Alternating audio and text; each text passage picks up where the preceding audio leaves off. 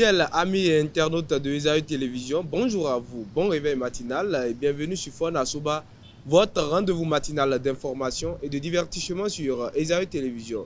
Très heureux de vous retrouver encore une fois ce matin, à suivre d'un instant à l'autre Boulot Info avec Elisabeth Iladia. Au sommet de ce matinal, les prix du soja fixés pour la campagne 2024-2025, 275 francs CFA par kilo pour le conventionnel et 325 francs CFA par kilo pour le bio.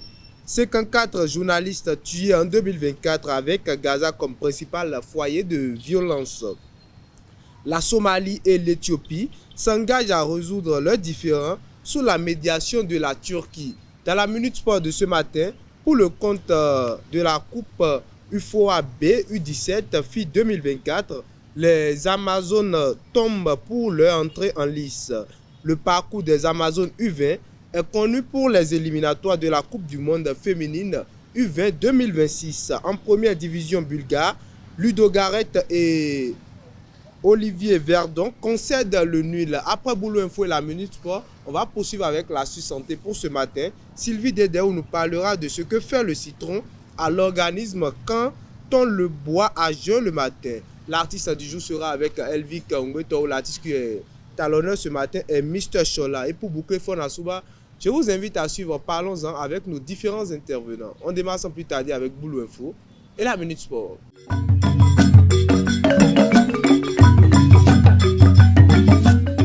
Boulot Info, c'est avec vous, Elisabeth Iladia. Bonjour. Bonjour Midi. Bonjour à toutes et à tous et bienvenue dans Boulot Info. L'interprofession Soja a fixé les prix de vente du soja pour la campagne 2024-2025.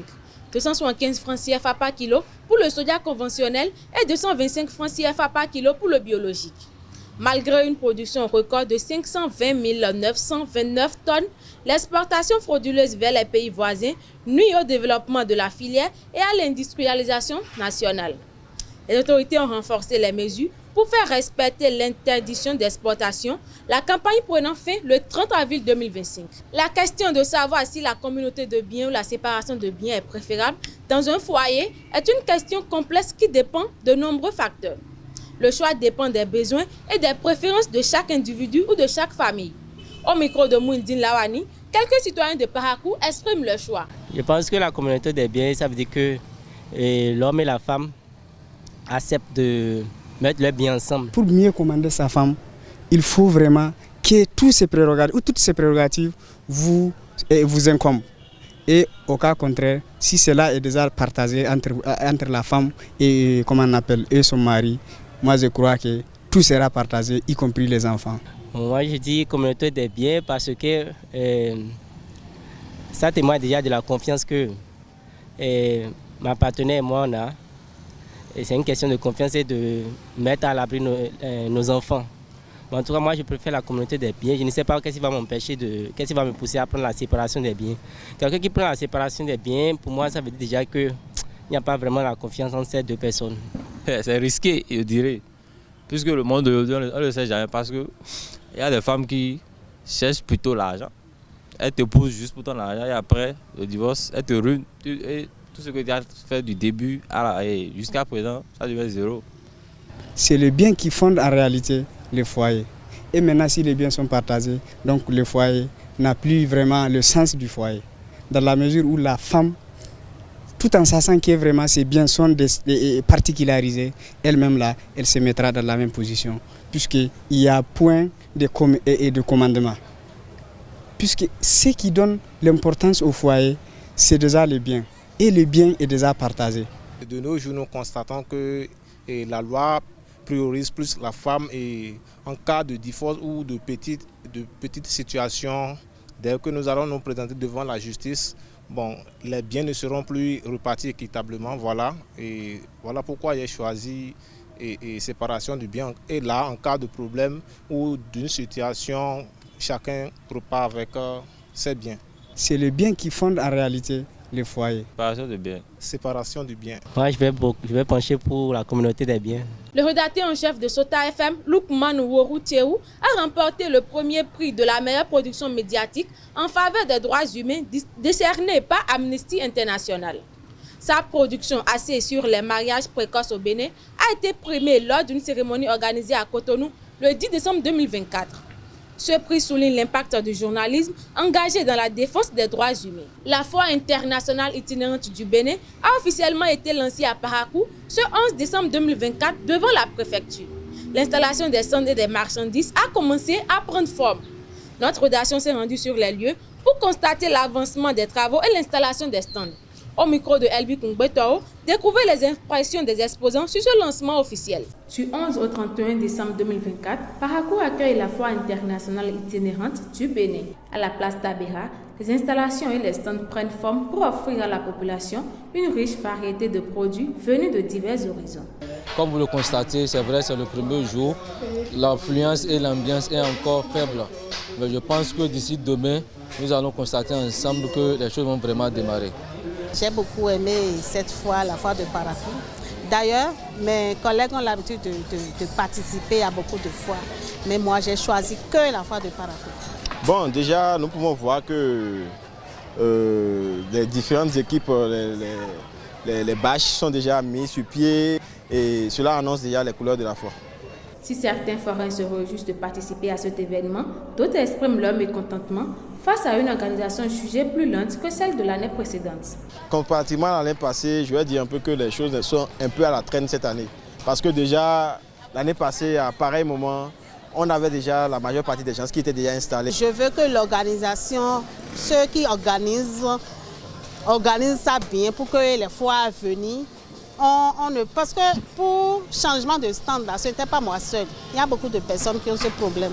En dépit de cette difficulté, ils redoublent d'efforts pour mettre en avant leurs produits et invitent chaleureusement la population de Parakou à venir découvrir les nombreuses nouveautés prévues. Je lance un appel à la population de Parakou et ses environs. Je lance un appel à tous ceux qui vont se déplacer de faire un tour vers le stand C47 pour venir découvrir nos produits. Dolay, comme l'année passée, nous ne sommes pas en reste. L'année passée, nous avons pris part à la foire, c'était notre première édition. Cette année, j'aimerais rentrer avec beaucoup d'argent, beaucoup. Face aux différentes plaintes, les forains et les visiteurs espèrent que les organisateurs sauront relever le défi d'une organisation exemplaire à la hauteur des ambitions de cette édition. Selon Reporters sans frontières, 54 journalistes ont été tués dans le monde en 2024, dont un tiers à Gaza, principalement en raison des frappes israéliennes. La Palestine reste le pays le plus dangereux pour la presse avec 145 morts à Gaza depuis octobre 2023. RSF a déposé 4 plaintes pour crimes de guerre auprès de la Cour pénale internationale. Le président de la Commission de l'Union africaine a salué ce 12 décembre un accord signé par les dirigeants de la Somalie et de l'Éthiopie sous l'égide de la Turquie. Les deux pays ont convenu de surmonter leurs divergences et de régler les questions litigieuses. Cet engagement fait suite à une crise déclenchée par un protocole d'accord entre Addis Abeba et le Somaliland en janvier. C'est tout pour Boulot Info de ce matin. Merci de l'avoir suivi et à très bientôt. Merci à vous, Elisabeth Ilada, pour l'actualité du jour. À présent, chers internautes, on suit la Minute Sport avec Elvi Kungbetao.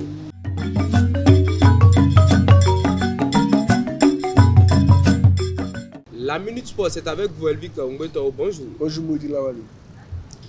Amis internautes, bonjour.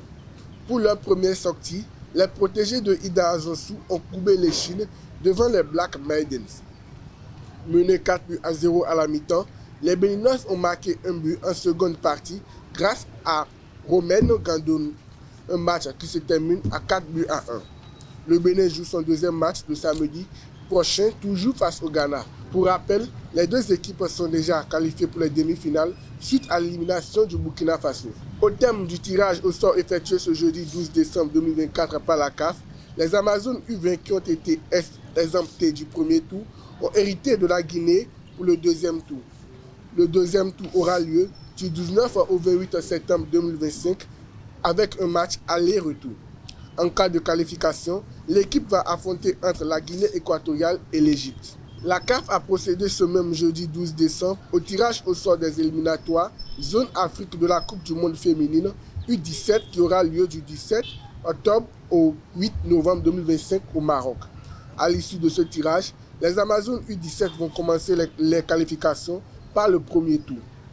Elles vont défier le Congo entre le 10 et le 19 janvier 2025 avec le match retour au Bénin. Et pour boucler la Menu Sport, PFC Ludo Gorette et Olivier Verdon ont décroché un nul ce jeudi 12 décembre 2024 à Az Alkmaar des Pays-Bas, en match de la 6e journée de la phase de Ligue de l'UEFA Europa League 2025. Mené 2-0 à la mi-temps, les Verts ont réussi à rétablir la parité en seconde période. Le club est provisoirement 33e au classement avec 3 buts au compteur. C'est tout pour la Minute Sport. Merci à vous, Elvic Ongweto, pour la Minute Sport de ce matin. À présent, chers internautes, j'invite au plateau Sylvie Dedeo pour l'astuce santé.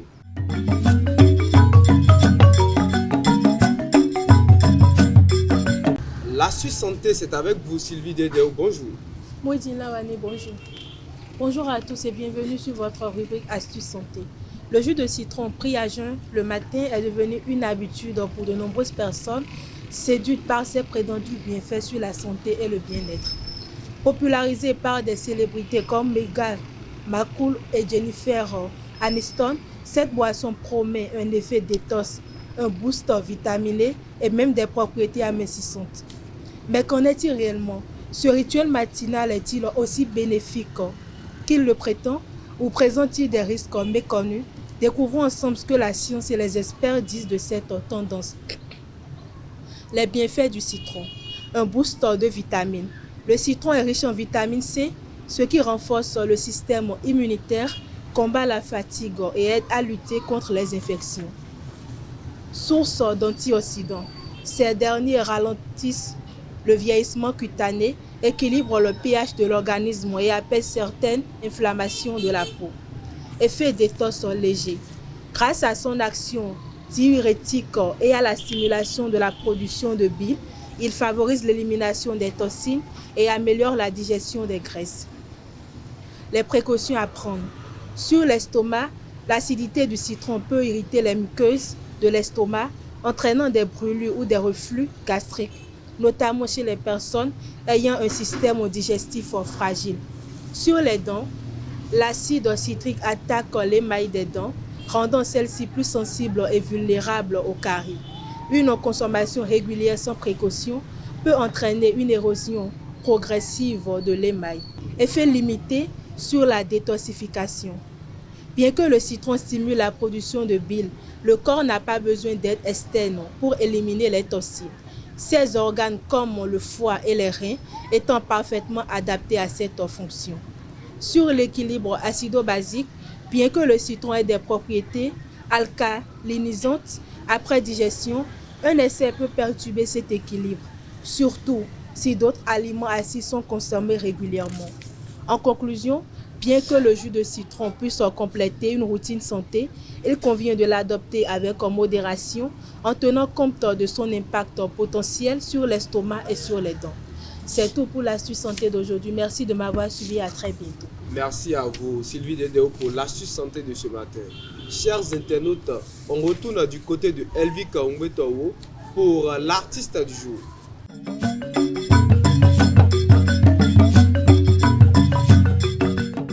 L'artiste du jour, c'est également avec vous, Elvic Ongweto. Bonjour à nouveau. Bonjour à nouveau, Moïdine. Mr. Chola. Effectivement. Amis internautes, bonjour. Mr. Chola, de son vrai nom Babatunde Olusola Serge Marus, il est un artiste, rappeur, compositeur gospel, né le 10 août 2000 à Alédio. Originaire de Kilibo, dans le département des collines du Bénin, il parle le Nango. Connu sous le nom de Rusma, il fait son entrée dans le monde de la musique en 2016, encore sur les bancs, sous le label Tin Laino.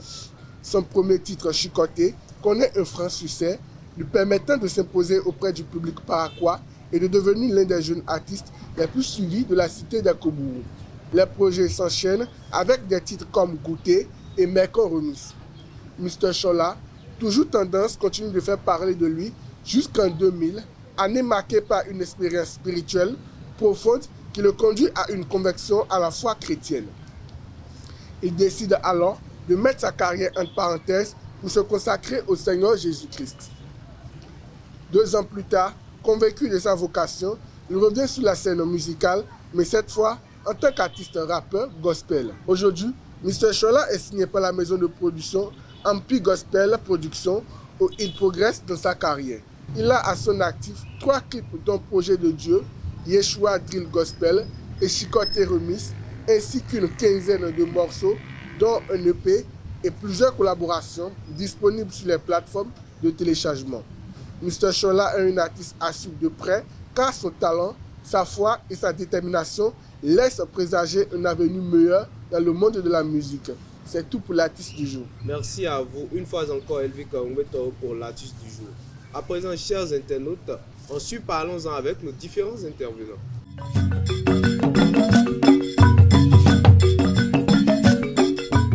Le mariage traditionnel a-t-il toujours sa place dans nos sociétés africaines? Le débat est avec vous, Elvic Ngwetoro. Bonjour à nouveau. Bonjour, Sylvie Dedeo, bonjour à nouveau. Bonjour Moïse. Ainsi, chers internautes, le décor est planté. D'entrée, je m'adresse à vous, Elvic Ngwetoro. Dites-moi, c'est quoi le mariage traditionnel selon vous? Le mariage traditionnel, c'est d'abord, on peut d'abord le définir comme ce mariage qu'a l'habitude de faire nos parents. D'abord aller, les présentations en famille, se marier à l'église, les vœux, simple, quelque chose de simple. C'est ça pour moi le mariage traditionnel. D'accord. Sylvie, le mariage traditionnel pour vous, ça veut dire quoi? Bon, pour moi, le mariage traditionnel, c'est un mariage qui requiert la présence de la culture.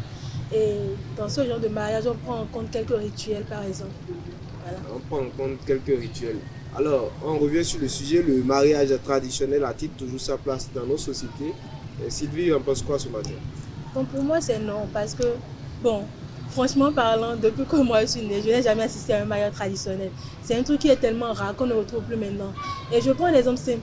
Quand tu vas travailler à un endroit, par exemple, dans une entreprise, on te demande, par exemple, ce qui prouve que tu es marié. Parce qu'on recherche peut-être une personne qui est mariée, qui est bien organisée. Et quand tu fais le mariage traditionnel, par exemple, la société ne reconnaît pas ça. C'est le mariage que tu as fait à la mairie qui a la valeur en ce moment. Là, moi, je vois que le mariage traditionnel n'a plus vraiment d'importance aujourd'hui. Le mariage traditionnel n'a plus d'importance aujourd'hui. Elvic, que pensez-vous du sujet? Le mariage traditionnel a-t-il toujours sa place dans nos sociétés africaines? Je pense que le mariage traditionnel, d'abord, a une importance capitale dans la société d'aujourd'hui. Et essayer d'un coup de le mettre de côté, c'est rejeter nos valeurs, nos principes, nos cultures. Parce que Elvic défend toujours les valeurs. Oui, je défends toujours les valeurs. Parce que, excusez-moi, le mariage traditionnel, c'est vrai que, et Sylvie l'a dit tout à l'heure, ça nécessite des rituels, mais c'est pour le bien de la famille. C'est pour le fondement de la famille. Le mariage traditionnel, ce n'est pas quelque chose qui tue, ce n'est pas quelque chose de mauvais. Mais d'abord, il faut le mariage traditionnel avant d'aller vers le mariage. Et avant d'aller devant l'État, si on peut le dire. Et avant de dire, est-ce que vous êtes passé par la mairie, pardon, vous êtes passé par la mairie. Mais c'est un processus de mariage traditionnel. Après, aller à la mairie, et si possible.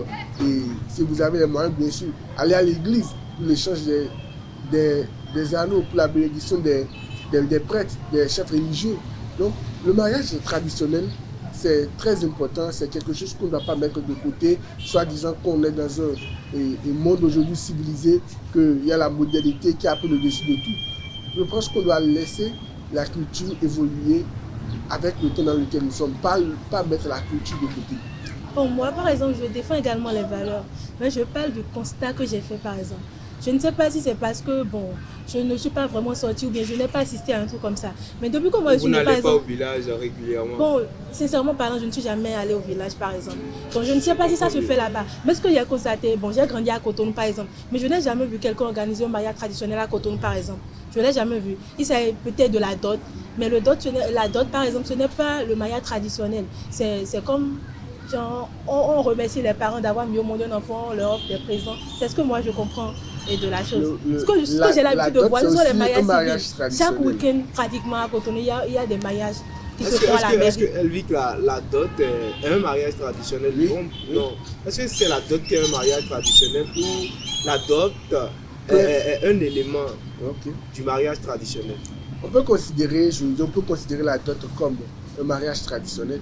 Parce que c'est aller vers les parents, d'abord faire la connaissance, aller vers les parents avec certaines choses qui sont exigées pour dire, voilà, nous venons demander la main de votre fille, et nous venons faire telle ou telle chose. Et dans la dot, il y a des éléments essentiels qui est commun à tout le monde, à toutes les cultures.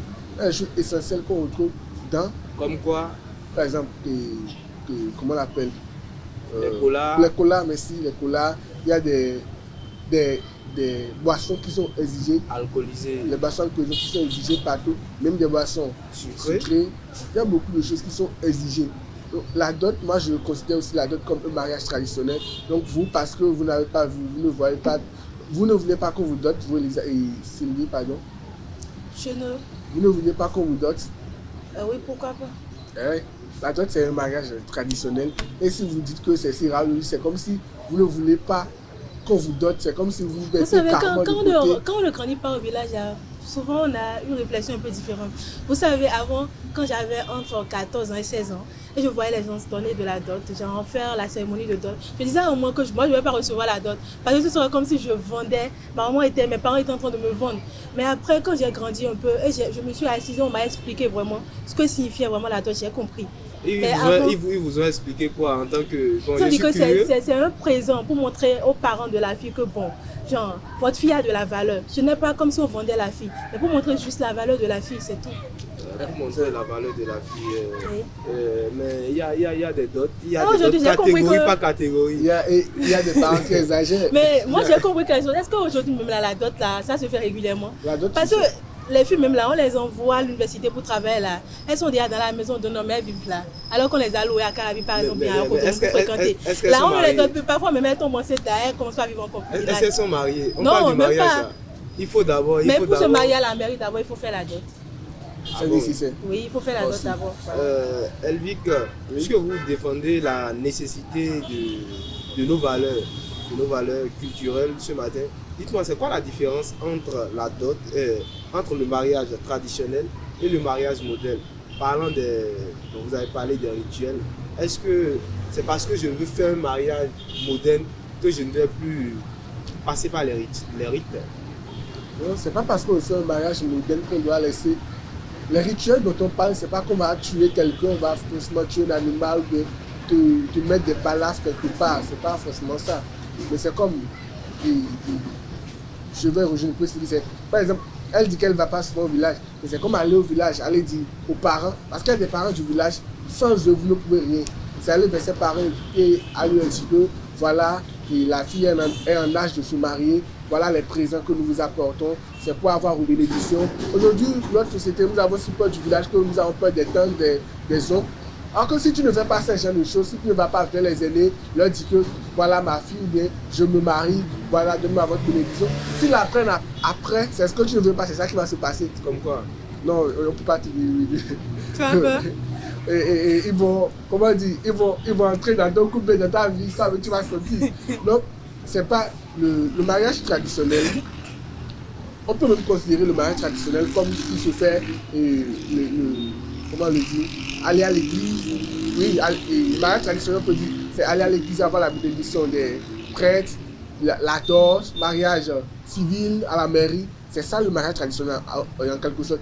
Mais le mariage moderne aujourd'hui, les jeunes même ont une autre conception de la vie aujourd'hui et eux-mêmes, ils s'imaginent leur propre mariage et ils sortent carrément du commun des mortels. Ils font autre chose carrément qui est bizarre, qu'on ne retrouve même pas.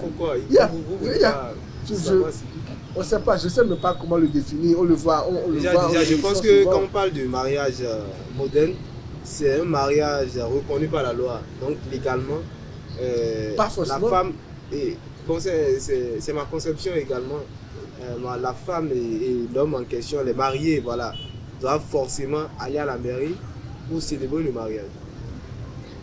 C'est vrai, ce n'est pas forcément de la modernité, mais le traditionnel dont je parle, c'est la dot, le mariage civil, après aller à l'église pour avoir la bénédiction des prêtres. Mais est-ce que vous pensez que les jeunes d'aujourd'hui suivent cela? Est-ce que le mariage civil est toujours un mariage traditionnel? Non, pour moi c'est différent. Pour moi, c'est comme le mariage civil, ça c'est toujours la base, hein, c'est tout. Le mariage civil est là maintenant, il y a très longtemps. Il y a très longtemps. Donc pour moi, c'est quelque chose de... devant la... non, pas nos parents. Peut-être pas tous les parents quand même. Pas tous les parents. Pas tous les parents. Dans le temps, on ne prie pas à la mairie? Non, pas forcément. Les parents se voient simplement, les parents s'arrangent entre eux Et paf, c'est fini. Il commence à Ok. se... Bon, pour moi, par exemple, ce qui différencie le mariage traditionnel du mariage moderne, c'est quoi? D'abord, il y a la tenue. Concernant le mariage traditionnel, tu ne peux pas porter une robe de mariée, par exemple, pour aller te présenter à un mariage traditionnel. Il faut être en tradi, peut-être en pain tissé ou bien en lacier. En tout cas, c'est la tradition. Maintenant, pour le mariage moderne, il faut être en robe de mariée. Mais si ce n'est pas forcément la robe blanche, quand même une robe qui soit un peu esthétique, par exemple. Déjà là, Ou il faut porter quelque chose à la française. Exactement, c'est ce qui différencie selon moi. C'est la première des choses. Et après ça, par exemple, il peut y avoir les rituels. Par exemple, quand tu vas devant le maire, il ne connaît rien de tes rituels, de tes traditions du village. Lui célèbre juste son mariage avec le livre qu'il a en face de lui, les paroles à prononcer, c'est tout, et ça finit. Ça prend fin la main. Au village, par exemple, si c'est par exemple le mariage traditionnel, il y a des rituels. Peut-être on peut dire qu'on va invoquer tel Dieu qui va vous protéger ou bien vous donner des trucs là, qui va bénir le ventre de la femme qui pourra féconder beaucoup d'enfants. Il y a des trucs comme ça. Donc moi, je crois que c'est un peu ça la différence. Dites-moi, Sylvie, par curiosité, hein, entre le mariage traditionnel et le mariage dont on parle, dont vous défendez ce matin, en quelque sorte, lequel préférez-vous? Moi, à vrai dire, je préfère le mariage religieux. Le mariage religieux. Oui. Elles sont carrément du commun des modèles, comme je disais. Et Sylvie n'est pas parmi nous. Non, quand on dit mariage traditionnel, c'est qu'on va par exemple au village et on dit, par exemple, on va prier pour toi. C'est religieux aussi? Oui, et voilà, moi par exemple, je ne suis pas de ce côté par exemple. Moi, je ne connais que Dieu, je ne connais pas les divinités du village, je n'ai jamais grandi là-bas. Donc par exemple, moi... Les divinités du village sont des dieux aussi. Je n'en dis combien pas, mais chacun adore le Dieu. Elle dit qu'on ne fait pas un débat interreligieux, voilà. Voilà, donc c'est un peu ça. Moi, je préfère le mariage religieux parce qu'au cours du mariage religieux, le prêtre vous bénit. Et c'est la même bénédiction que vous recevez au village également. Et elle dit qu'entre le mariage traditionnel et le mariage moderne, lequel préférez-vous? Je préfère le mariage traditionnel. Elle dit qu'elle préfère le mariage traditionnel, pourquoi? Parce que je l'ai dit, le mariage traditionnel, ça suit un processus. Là, tu sais que tu es dans les normes. Tu sais que tu respectes d'abord les lois de ta culture, les lois qui régissent l'état dans lequel tu te trouves. Et tu es dans les normes. Genre, tu es une personne respectée. Mais voilà, toi, tu dis que tu veux un mariage un mariage moderne, tu veux un mariage moderne et tu sors de ce que tout le monde fait. Tu fais un truc bizarre. Tu penses que tu vas être respecté? Qui va te considérer dans la société? Sylvie, à vous, c'est quoi? Quels sont les avantages du mariage religieux? Mariage religieux, d'abord tu es béni par le prêtre. Et bon, chez moi à l'église par exemple, quand tu veux organiser un mariage, parce qu'on sait que quand tu veux organiser un mariage, il y a beaucoup de choses qui se passent. Déjà spirituellement, il y a des attaques qui viennent spirituellement. Donc on prend le temps de prier avec toi, un processus. Sinon moi je me prépare déjà à me marier. Mais tu veux te marier déjà et lors de la remise des cadeaux, on te donne des cadeaux qui te font, en tout cas, détruire ta vie carrément. Tu ne sais pas ce qu'on te donne même dans les cadeaux. Ceux qui sont là en tant qu'invités, tu ne sais pas comment ils sont au fond d'eux. C'est pas parce qu'ils rient avec toi qu'ils sont vraiment tes amis. Donc, par exemple, à l'église, quand tu veux te marier, c'est tout un processus. On prend peut-être un temps et vous faites peut-être un jeûne et vous priez sérieusement. Vous savez que vous préparez déjà votre mariage. Et là, c'est déjà quelque chose qui m'intéresse moi, par exemple. Après ça, moi, je préfère le mariage et ce truc-là à la mairie. Vous préférez le mariage à la mairie. Elle dit que sur le sujet, un mot préféré. Je pense que le mariage traditionnel, c'est pas de la sorcellerie. Le mariage traditionnel, c'est pas de la sorcellerie. Non, je n'ai pas dit ça. S'il vous plaît. Le mariage traditionnel, c'est pas de la sorcellerie. C'est pas pour vous faire du mal, c'est pas pour détruire votre couple, mais c'est pour être dans les règles de l'art. C'est pour respecter la tradition. Le mariage traditionnel, c'est pour votre propre bien. C'est pas pour vous détruire. Donc, faites les choses comme la culture le veut et tout ira. Sylvie, un mot pour finir. Bon, moi, je ne suis pas ici pour dénigrer le mariage traditionnel. Déjà, la dot, c'est une forme de mariage traditionnel. Et moi, personnellement, moi, je préfère faire la dot, le mariage religieux, le mariage civil. C'est tout ce qui m'intéresse. Merci à vous, Sylvie. Merci, Elvi Kaungwetao. Chers internautes, c'est tout pour ce rendez-vous matinal. Merci pour votre fidélité, surtout de tous les jours à Esaü Télévision. À très bientôt.